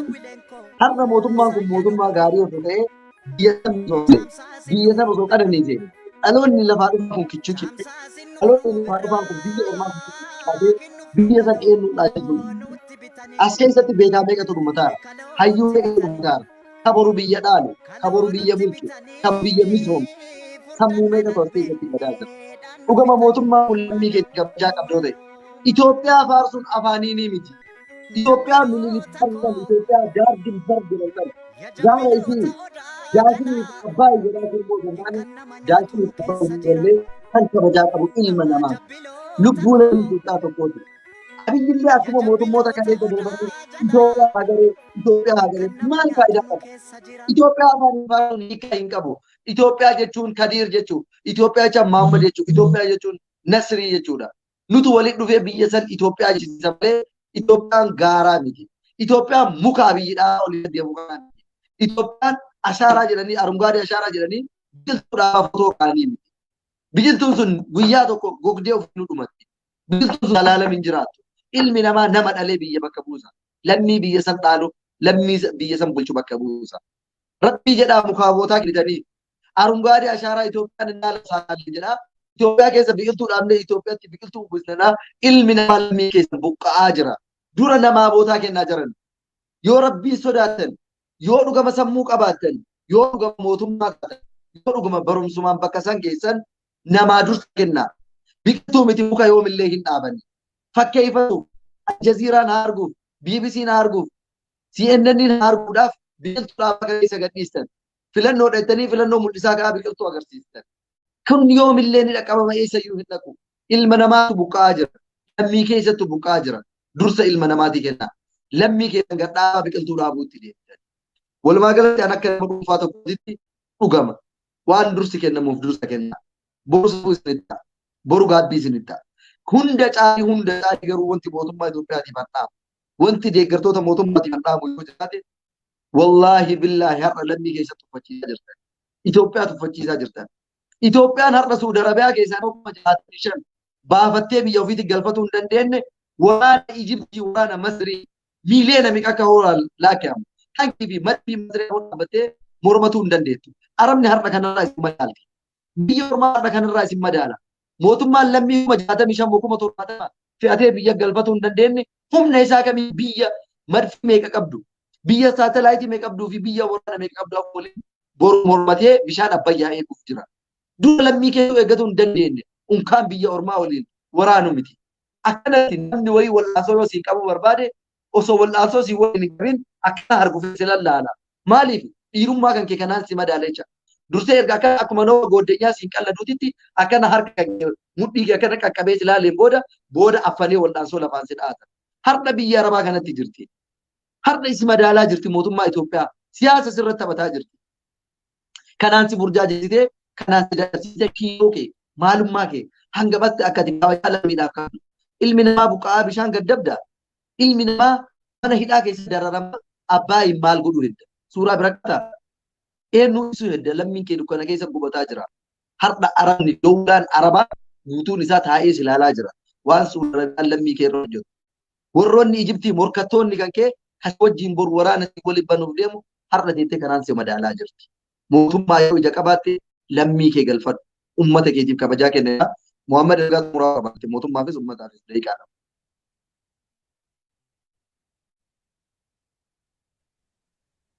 Hayyee Nasrii xiqqoo nutis dheeressinee jirra. Daawwattoonni keenyas akka nunnuffinee rakkoo hawaasa keenya keessa jirutu waan xiqqoo bira keessa nama galchuudha. Waan yeroo dheeraadhaaf osoo dubbanne illee xumurru miti. Rakkoon kun rakkoo yeroo dheeraati. Waan amma asirratti dubbannee xumuruu dandeenyu miti. Haa ta'uuti callisuurra ni wayya jechuudhaaf hanga tokko asirratti baanee akka lammummaatti gubaa garaa keenya keessa jiru yookaan rakkoo yookaan miira nu keessa jiru kan hawaasni akka arguuf waan tokko kan dubbachaa jirru jechuudha. Tariitii namni tokko lamas haa ta'u mootummaa kanarratti wanti information dabarsu wayinii argamaa waan jedhamu abdii waan qabnuudhaaf asirratti kan dubbachaa jirru kan iyyaa jirru. Ammas taanaan qaama siyaasaa tokko mormaan jirru deeggaraan jirru. Abbaa aangoo tokko qeeqaan jiru rarrabsaan jiru tuffataan jiru. Akka namaa akka namummaatti akka ilma namaatti Itoophiyaa isheen jedhamtu kun Itoophiyaan malaayikaa yookaan malaayikti jettu miti afaan Amaariffaa saniin jechuudha. Malaayikti miti. Biyyi tokko kan jedhamtu biyya mitiiti. Maatii tokko keessatti tuuta maatii yeroo jedhamu intalatu jirti yookaan ilmatu jira. Haadha abbaadha maatii jedhamee walitti waamama. Haati keessaa dhabamtee yookaan haati abbaa intalli yookaan obboleessi mana keessan jiru ta'ee namichi addatti ni ta'a yoo ta'e jedhe maatiin jedhamu nama qeenxeeti jechuudha. Itoophiyaan isin jettan sun biyya akkasii akka taatu hin godhina. lammiin keessan inni biyya alaatti duguugamaa jirus inni biyya keessatti badhaadhee jirus akkuma lammii tokkooti jechuudha. Inni achitti jireenya itti tolee jiraataa jiru inni biyya alaatti akkas duguugamaa jiru kun inni tokko nama ta'ee inni tokko bineensa yookaan waraabessa ta'eeti. Akka lammiitti akka biyyattiitti dhuguma Itoophiyaa jedhamtu kan ni jaalatu yoo ta'ee jedhe lammiilee keenya isaan rakkoo keessa jiran san isatti tole already tolee jira. Namatti tole gargaarsa hangas maran barbaadu. Akka lammiitti dhuguma Itoophiyaa keessa ni jaallatu yoo ta'ee jedhe kabaja isheetiif ni yaaddu yoo ta'ee jedhe lammiilee keessan akkuma mana Nasriin jedhaa jiru kana jechuudha. Namni biyyattiin jechuudha biyya Masriitiin akkuma sana Sudaaniidhaan yeroo ammaa keessatti biyyattiin waan keessa jirtu beekna sababa laga Abbayyaatiin wal qabatee jechuudha. Biyyootni Arabaa kun hanga singeessan humna singeessan isin madaalu jechuudha. Haasawa ajaa'ibaa kaasee turte Nasri achirratti sila jechuudha. Wanta kuni kabajaa keessaniif biyya isin Itoophiyaa jettanii tilliqa agaree yookaan biyya gudditti jettanii faarsafattan kanaafu tuffiidha safuudha jechuudha.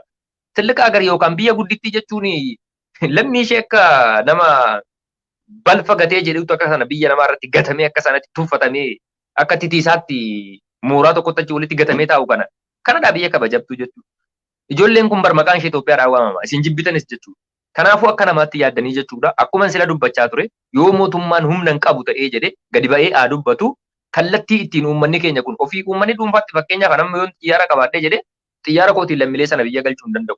Mootummaadha waan ta'eedhaaf itti gaafatamummaa kan fudhatu mootummaa sana waan ta'eedhaaf mootummaan gadi ba'ee qarshiin ittiin galchuu hin qabu kan xiyyaaraa ijoollee kanaaf tiraanspoortii isaanii kabarnaaf godha yoo jedhe lammiin Oromoo yoo akkam maal ta'ee jedhe obboleewwan keenya kanaaf hin hanqatu jechuudha. An nama tokko dhuunfaatti yoo galchee Nasriin nama tokko yoo galchee Kadir nama tokko yoo galchee Cululleen nama tokko yoo galchite itti sinab uummanni Oromoo hanga nama dhabaa miti jechuudha. Kana qofan isiniin jedha akka nama tokkotti namummaan isinitti haa dhagahamuun isiniin jedha sagantaarraas xiqqoo dheeressinee jirra. Shabboo miidiyaa qophii akkasii asirratti qopheessee obboleewwan keenya akka yaada irratti kennatanuuf lammiilee keenyaaf akka sagalee taanuuf carraa nuuf banuu keenyaaf ulfaadhaa galatoomaan isiniin jedhaa Nasri kanumaan xumuraa waan hafe yoo jiraate itti dabali. Hayyoomaa wanti hin jiru cululleedhaafis carraa waan sii kenneef daqiiqaa tokko culullee sa'a tokko daqiiqaa 20 ol haasofnee jirra daqiiqaa tokko fayyadamii erga xumuraa dabarsii sagantaa keenyaas maan goolama. Okay, galatooma yaada jiru hundaa xumurtanii dubbattanii xumurtanii jirtanii fixxanii jirtanii yoo waan fudhatamee hojiirra oolu ta'e keessanuma kanatu gaadha jedheen abdii qaba. Dhaamsi gabaabduu nan qabu. Ijoollee keenya kan biyya Saudii kana keessa jirtanii ijoolleen tokko tokko baadiyyaa yookaan gaara dhagaa keessatti dhokatan keessatti viidiyoo waraabaa gadi fudhiisu. Jarri akkaataa isaan bakka isaan jara rabbitu nu laaffise malee barii bilbila qofaadhaan dhuftee nu fuudhuu dandeetti. Bilbila qofaadhaan. Bakka jirru viidiyoo waraabaa mikaana iddoo jirru viidiyoo waraabaa mul'isuu mitiyyuu bilbila qofaadhaan dhufteetiin nu fuudhuu dandeetti. Mana gan nu fuudhuu dandeetti jechuudha. Kana gatii ta'eefi isumaa afaan hin bayinaa mataa gadi qabadhaa baraa furguggee gad jedhanii jala darbanii gadi jedhaa. Bootaa jirtanillee viidiyoo waraabdanii hin akeekkachiisinaa hin mul'isinaa magaalaa dhiiftee gara caalaa amma taftiisha magaalaa dhiiftee gara baadiyyaatti gara caalaa baadiyyaatti xiyyeeffattee jirti. Ijoollee baadiyyaa irra jiranidha. Kan ammoo jechuudha dalagaa irras ba'aa jiranii kan qabaa jirtus gara baay'ee qabaa jirtu akeekkattee ijoollee baadiyyaa irra jiran jechuudha. Kana gatii ta'eef ijoolleen keenya of eeggannoo godhaa. Viidiyoo waraabdanii gadi hin lakkisina bakka itti dhokattan san isinumaaf rabbi qofaan haa beeku cal'isaatii dhokadhaatuma bara dabarfadhaa malee viidiyoo waraabdanii FB irra TikTok irra jarri TikTok irra isaa 24 akkuma kenna oolti jechuudha. Miidiyaa garaagaraa irratti hin lakkisina bakkuma dhokattanii dhokadhaa ta'an jedha. Dabalataan ammoo irra deebi'ee ammallee wanti jechuu barbaadu warroota biyya Saudi Arabiyaa kana keessa jiran warroota waraqaa eenyummaa qabdan hamma tokko adaraa nuu birmadhaa. Gamatti iyyachuun duratti isinii nuu birmadha. Ijoollee waraqata hin qabne kan qabamaa jiran kana please irra deebi'ee dubbadha. Ammas illee taanaan meeshaa isaanii walitti nuu qaba. Ijoolleen keenya qullaa carqee tokkittiidhaan mana hidhaa keessa seenaa jiranii boru gaafa galanii jedhanii waan uffatan hin qabanii waan bitatanii hin qabanii meeshaa ijoollee keenyaa walitti nuu sassaabaa yoo dhugaadhuma lammitu lammii birmataa taane nu bira dhaabadhaa warri waraqaa qabdanis namoota gugurdaadha dhugaa dubbachuuf namoota baay'eedha kan waraqata qaban as keessa cal'isanii taa'anii nu ilaalaa jiran nama baay'eedha gadi baayaa nu birmadhaa waan biraa hiriira nu baasiniin jedhaan jirru sagalee nu ta'aa isinis jedhaan jiru meeshaa ijoollee kanaa walitti nu sassaabaa ijoollee kana hamileen isaanii akka gadi hin cabne bira nu dhaabadhaa akka meeshaa isaanii kana diinni saameetiin diinatti oolle isaanumatti haa oolu bira nu dhaabadhaan jedha galatooma. Hayyee galatoomii akkasuma kabajamtootaa fi jaalatamtoota ilmaan Oromoo kan fuula duniyaa irratti argamtan dhimma baqattoota Suudi Arabiyaa gama shaboo miidiyaatiin marii irraa qabannee dhufne kana fakkaata. Warroonni haftanillee miidiyaalee garaagaraa irratti carraa argatan fayyadamaa. Obboleewwan keenyaaf sagalee ta'an asumaan ergaa kootiin